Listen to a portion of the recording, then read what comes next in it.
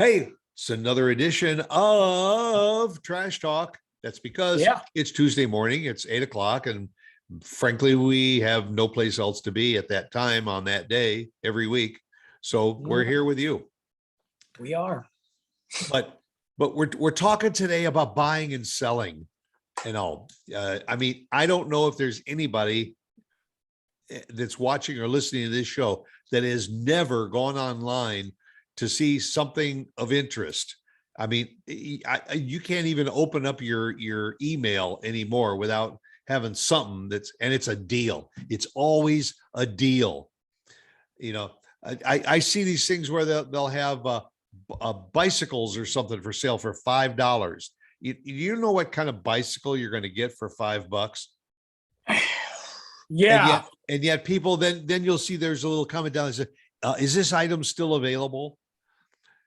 It's crazy, but people have made big business out of buying and selling online. Huge. They've created their own stores, online stores, so to speak, where they have multiple. Etsy is one of them.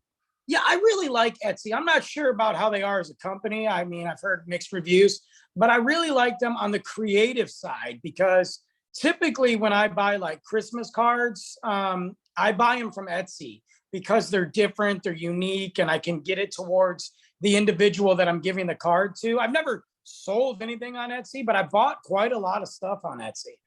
I think Etsy probably is more of a true marketplace where independent people are buying and selling their art, their jewelry, their goods. Yeah. It's not like, a leftover stuff I've got to sell. The one that's probably stands out in my head for that is Craigslist.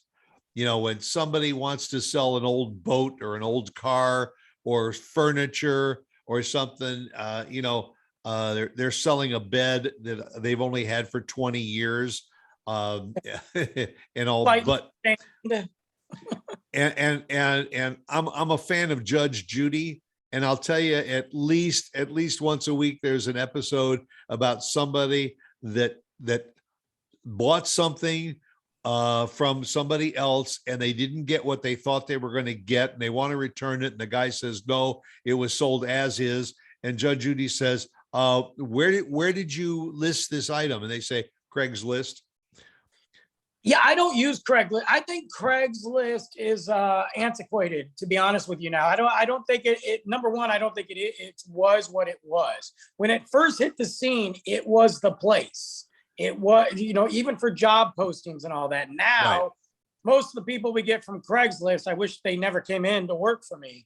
But I think because of Facebook and then apps like not Market Street, 5 Miles. Offer right. up.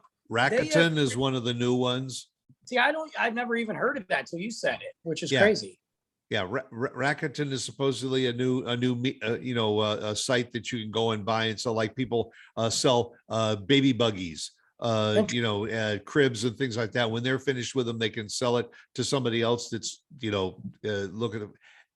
But there's a lot of them out there, and there are some people that could spend the whole day trolling for these deals. And there's always those what used to be garage sale people on the weekends that would drive up and down the streets looking for garage sales. And you lost your hat. I don't know what happened. I don't know what happened. It's a different Brandon. There you go. Somebody just bought your picture. Technical difficulties. But I remember the days when you'd go to garage sales and you'd haggle, and you want to buy that rocking chair or something, and the guy's asking 40. You say, I'll give you 20, and then you go out, put it in your car. But now it's gotten to the social part of it. You see the picture, you respond and you say, is it still available? You want 40, will you take 20? Who pays for the shipping? Where are you located? And you either pick it up or they ship it to you.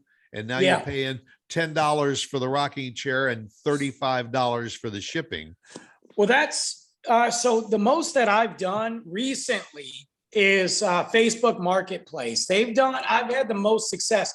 I don't sell a lot of stuff, but certain things. I mostly donate my son's clothes, but certain things like shoes and his jackets, or if it's like I sold an FC Dallas jersey, like I'm not going to donate an FC Dallas jersey if I get a couple dollars for it.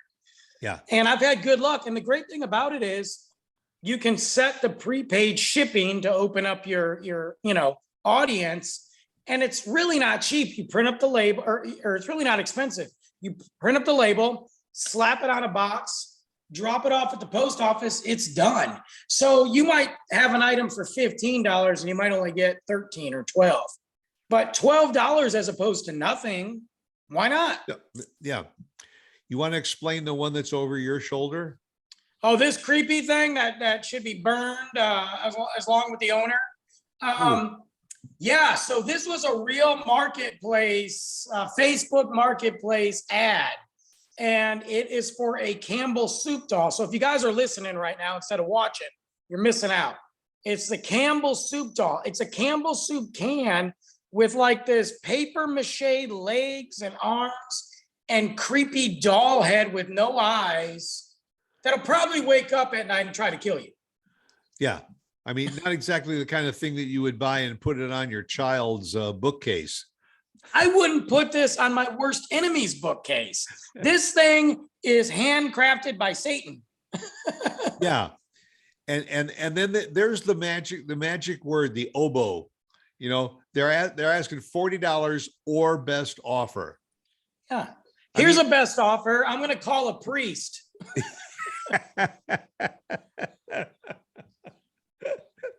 It's an exorcism on your doll. Hey, you know what? I have made okay money on Marketplace, not money to like retire, but there's times I look at my bank account, I'm like, oh, there's an extra $20, there's an extra 10, there's an extra 30, And I mean, isn't it just a ploy that people will say something like that, $40 or best offer? That if you put $40 on, nobody's going to offer you $40 anyway.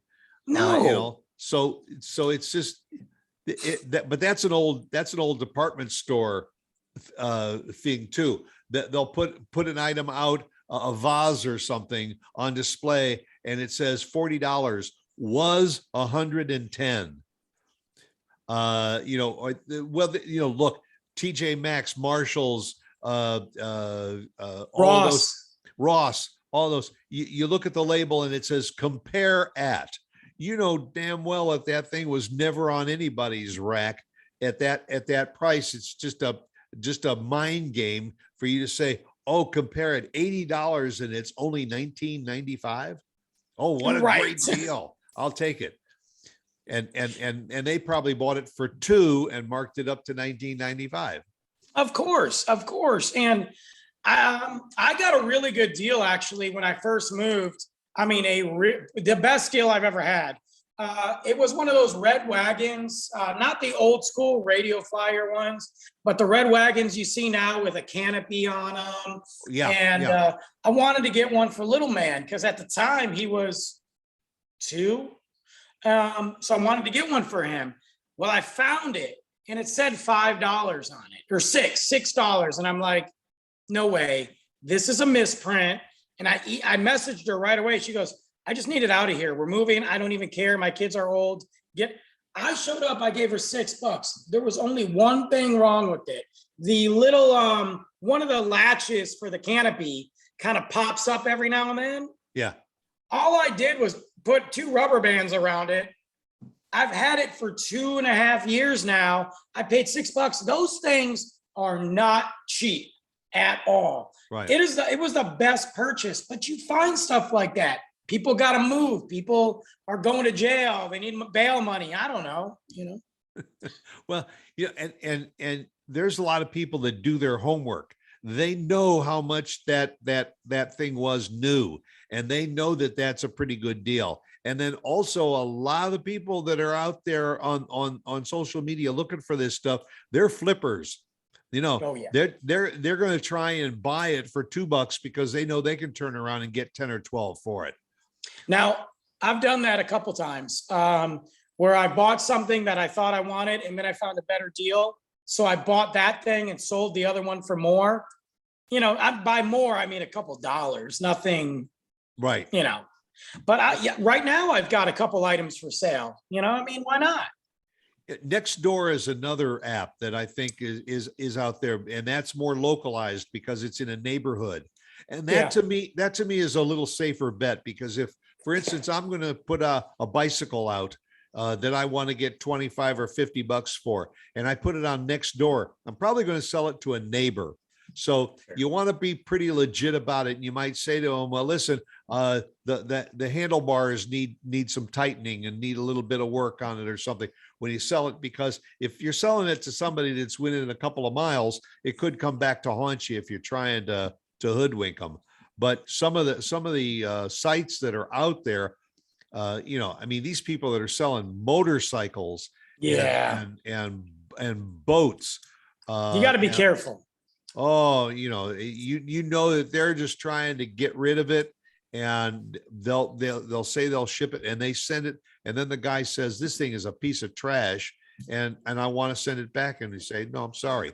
Then you end up in court and spending 3 times as much in a court case than you do on the item itself. That's why, like, I don't buy big things. I have gotten some good Christmas presents. I have gotten some stuff like, like you see, and you're like, I want one of those. I just don't want to spend $100 on it. You find it on one of these sites, it's 25 bucks and it works just fine, Yeah, I think probably the worst thing that I would never ever buy from an ad online and all is a vehicle. Because if you have to get to the point where you're going to try and sell your car online to some unsuspecting person, and you know what, who's the biggest audience for that is teenagers. They just got their driver's license and their first car. They don't have a lot of money to spend, so they see this slightly used Mercedes or something out there for $600. Yeah, you're going to jump on that, aren't you, to buy a Mercedes for $600? And of course. Yeah. I think if you're going to buy a vehicle, a truck, you got to, number one, you got to go see it, and you got to bring somebody. Don't be like, hey, this guy lives in Arizona and he's going to drop it. Don't do that. But I do think there's opportunities to buy vehicles. I know some people that have, and they are what they say they are. And if you're a mechanic, more power to you, because you may say that, yeah, it's low price, but I have the ability to put it into good working order. And then, like I said earlier, they're flippers. They know that if they can get that old Mercedes with 200,000 miles on it, they can put a little bit into it and sell it for 5 times that. Or you buy it for parts or something like that. What I saw that I think is weird is I saw people renting a room online, and I'm like, that's a big Craigslist item. I think that, and that's creepy, man. I got to be honest with you. There's a whole show about bad experiences with roommates and stuff like that on Netflix. And a lot of those came from those sites where, I just moved here. I was renting a room. The person had good ratings. I'm like, they had a good rating on selling stuff. They didn't have a good rating on living with. Right. Like, that's creepy, man. Yeah. Wind up a lampshade. No, very often you'll find somebody sick, can't attend this concert and all. I got 2 seats, it's concert and all that I can't go to. And you can do your homework. You can find out how much those tickets are to the concert. And if it's, $100 a ticket and you can buy them for 30, yeah, you got the time, grab them. I bought tickets like that. Yeah. I just sold a ticket to an event that I can't go to anymore. Don't want to go to anymore, I should say. And I just sold it. Now I got a little bit less than what I paid for, but at least I got to sell it. You know what, though? Facebook will not allow you to sell tickets anymore online. Oh, really? I didn't know that. Yeah, I think they're too worried about not just the scalping aspect, but I think because there's a lot of places that have deals that tickets aren't for resale. It's like with the vendor. Yes, yeah, StubHub. I tried to post it on Facebook and they said they took it right down immediately. Yeah, StubHub is one of those. They go through and they buy tickets when they first come out. knowing that it's going to be a big concert, and then they can turn around and sell That's them where at I a big sold it. profit. I just sold mine on there. Yeah. On StubHub? Okay. Yep. Yeah. Well, I already but got the see, money. yeah, you sold it for below face value. I did. Yeah, there's those, and there's probably somebody that may have bought it figuring, well, I'll just go down to the arena and I'll go out on the sidewalk, and somebody that's looking for a couple of tickets, whatever, I'll be able to sell it. Well, it sucks nowadays too, because it sucks to be a scalper, because most of these places don't have actual tickets. It's all digital and on your phone. They Right. won't even take printed tickets anymore. Yeah. So for a scalper, it's like you got to have it on your phone. Then you got to give the scalper your number so they can send it to you. Like, it's too much Yeah. shady stuff. Yeah. No. So, I mean, I don't think we have sold stuff, like I say, on Nextdoor, Yeah. and some of that, and a lot of people are doing that now because it's so time consuming and a pain in the butt to have a garage sale, Oh, and drag everything out and put it on the driveway or the sidewalk, then bring it in at the end of the day and take it out the next day, and all. And then you got to have people come over, and then so either two things: you got to have cash, or you got to, I mean, I guess you could do a little QR code and have them Venmo you the money right there. That would work, but it's just a pain in the butt. And I do see subdivisions that do that, but Yeah. I think nowadays it's these type of sites that are winning, you know? Yeah, well, I live in a community that does have a garage sale twice a year. But what do people do in that 6 months in between, when they want to get rid of something? Mhm. Yeah. The other thing was, have you ever been to an estate sale? You know what? In my life, I've seen them, but I've never been. I've always wanted to go in and just look, just for the experience. Not that I would be able to afford or ever buy anything, but I've never have. Have you? Yeah, I have. And that's sometimes that's good because you can usually get something that's of fairly good quality and all this, not if you're looking for a house full of furniture or whatever, but Sure. maybe you need a lamp, or you're looking for a desk, or a side table, or a piece of artwork or something that somebody has had for a long time, and they want, and sometimes you can pick up some, and estate sales are usually managed a little bit better. So, Yeah. you're not knowing you're not going to walk in with a bunch of bottom feeders, and also there's usually less bartering going on. Sure. That makes sense. I get that. I would like to see it, just because you could find something really cool and unique, Yeah. That's you used to go to auctions sometimes. Yeah, I've that been. way. Yeah, I went to a car auction one time. Yeah. That was cool. And that again, a car auction, usually those are mechanics that go to the car auctions that know that they can buy something and they can turn around and flip it. But I've been to just these general auctions where they'll auction off, unopened albums by the Beatles. Somebody is now, giving up their collections, and it's an album that's never been opened, and somebody figures, well, I'll make a bid on it. I'll keep it for 10 or 20 years and it'll be worth 10 times as much. You know what I like is that show Storage Wars, where they go and it's like an auction for storage units that haven't paid their rent. I think that's I could see getting caught up in that. I mean, sometimes it's a huge bust, but other times they got one item and the item's worth like $300,000, Yeah. Yeah, the guy opens up the thing and there's an old Rolls Royce in there. Right. Yeah. Or like a signed Mickey Mantle baseball, or and then sometimes they open it up and it's like, oh great, it's a bunch of clothes. Right. A bunch of clothes, or it's like 500 pounds of used newspapers. Right. I just think it's cool because I always wonder, like, when I drive by storage units, I'm always like, I wonder if there's one storage unit in there that's got something so pristine or rare. I always think about that. Yeah. But you would think, having brought up that topic, that if somebody defaulted on paying the rent on that storage unit, and all, then then the storage unit and anything that's in it would probably divert back to the storage facility itself. Well, you think they'd go in there and they'd look and see if there was anything of value. And if there was, fine, they would liquidate it for their own personal benefit. Yeah. But I bet otherwise, then they say, oh, there's a bunch of crap in here. Put the lock back on it and Sell it. call the TV show and let people bid on it. I wonder if they do that though. Like, I bet you there are storage places that say, hey, I'm going to take this and get, 200, but then maybe there's something in the contract or who knows, But, I mean, it's like, it seemed to me that if you own the storage facility, somebody defaults, it's yours. You It's got no it. different than with apartments. Yep. That's true. Or houses, if you get foreclosed on your house and you abandon it and take off, anything that's left in the house, including your family. Yeah. That might be okay sometimes. Yeah.